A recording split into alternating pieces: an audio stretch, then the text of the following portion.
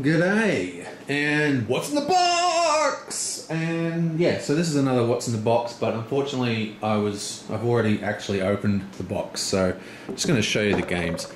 Firstly, we have Mansion of Madness Forbidden Alchemy, and this is an expansion to Mansion of Madness, obviously, and this is the first expansion.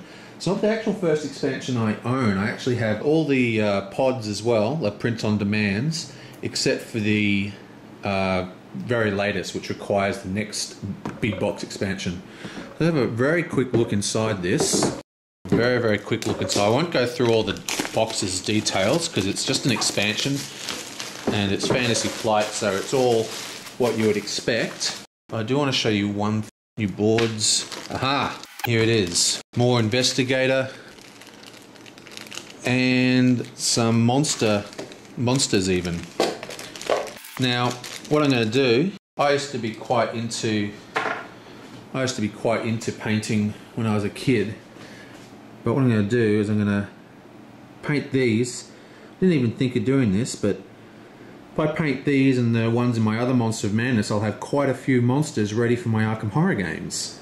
That's pretty cool. It's a lot of painting, so we'll see how long it takes. But yeah, so how do I get all this back in?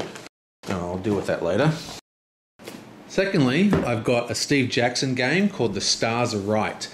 Now, yes, so I like Lovecraft themed games. This is a fantastic little game. Steve Jackson is very famous for making quality, simple games, and this is no exception. Okay, so the point of this game is to summon. You're a cultist, and you've got to summon all the great old ones and stuff.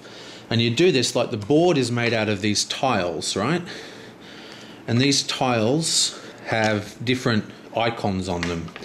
So this is 3 stars, 2 stars, so that's 5, that's 7 stars. Here's another bunch of stars. Here's like a half moon, we've got a comet. And what you do as you play, you flip over these things, or or swap this one for this one or whatever, and you rearrange until you get the stars in the correct alignment to summon the great old ones, the demons, or whatever you call them, aliens.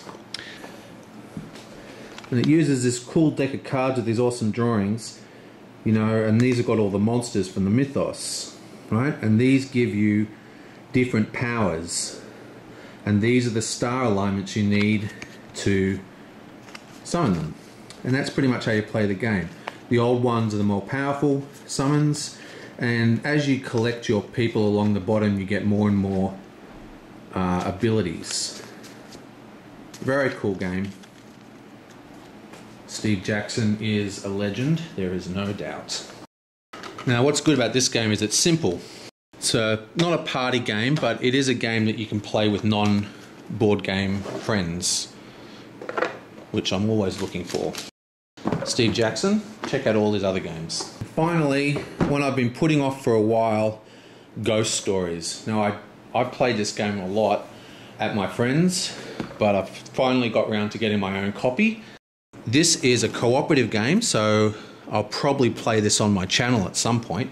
What you do, you basically have to fight off these ghosts. It's a wave attack game, a wave survival game. So you build a board. Oh, it all needs to be popped. Okay. Well, you build a board. Here you go, on the back. You build a board which represents a town, and as you play, waves and waves of ghosts just constantly flood into town, and you have to destroy them all or lose. Very good game. If you haven't played it, play it. It's hard though. You're going to lose. And finally, I got a little thing of tokens for Arkham Horror. These are just small Elder Sign tokens. They're the same size as the portals on the Arkham Horror board, and when you get an Elder Sign, you just place it down there. Just makes them a lot easier to see. They're also semi-translucent, so you can see the art behind it on the board, which is really cool. And it comes in a pack of 6, and it's 6 tokens to win the game. Okay, so that's the end of my What's in the Box. I will see you next time.